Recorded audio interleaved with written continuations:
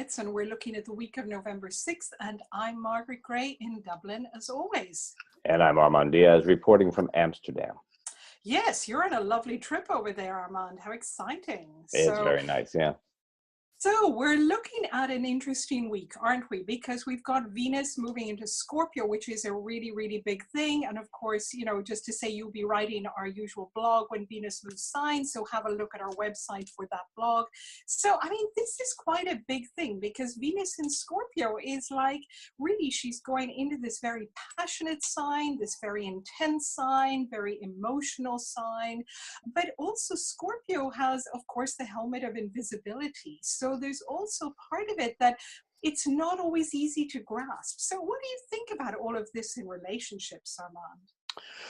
Well, I think when it comes to relationship, Venus and Scorpio very much is you and me, and it can kind of be that hold on tight type of relationship vibe. It's one of those, you know, where are you going? I haven't heard from you in 20 minutes type of feel at its worst. But you know, and for those of us that are not in a relationship, it's really kind of a mixed bag because it's not the most expansive, trusting sign, just like give someone a chance or something like that. It's a little bit more protective, and that can make it kind of hard.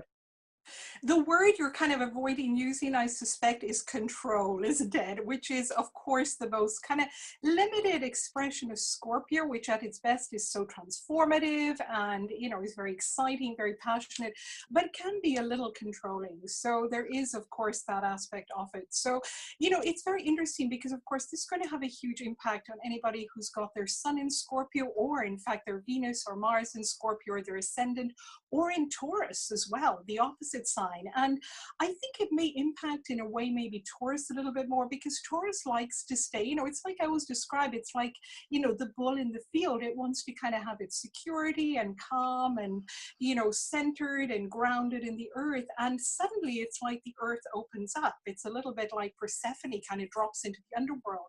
So just to be aware that if you have personal planets in Taurus or your sun in Taurus or ascendant, this may feel a little bit disconcerting. Would you agree?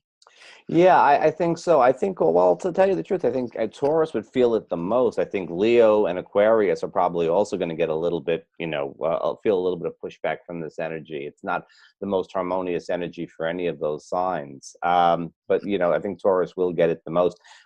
Taurus does like to be grounded and comfortable. And Venus in Scorpio has a lot of trouble, you know, digging. It's instead of feet planted firmly on the earth, it's almost like you're sort of tunneling to find the center of it, and it's more of a process than an outcome.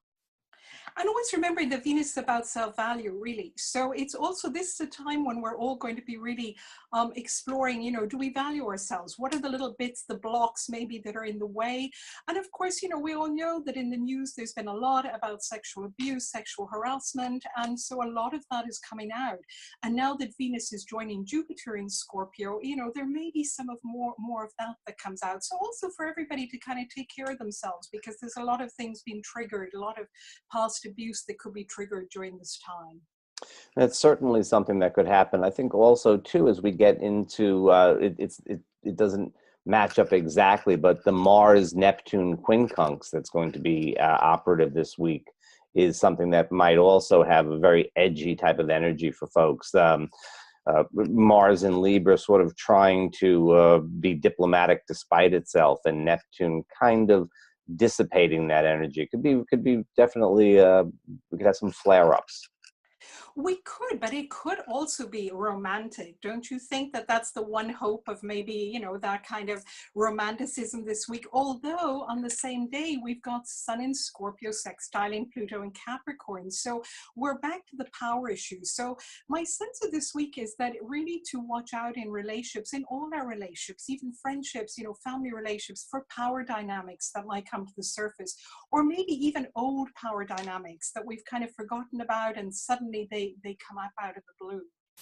I think also too, we have to remember that this week follows last week when we had the full moon with Venus opposite Uranus, which was certainly, it was sort of exploding some of the potentials that were seeded at the Libra new moon a few weeks before.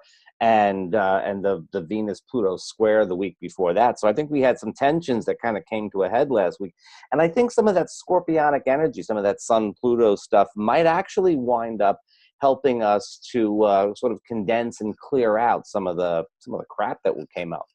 You have to tidy up after something goes bluey. You have to sort of tidy up a little bit and see what's left.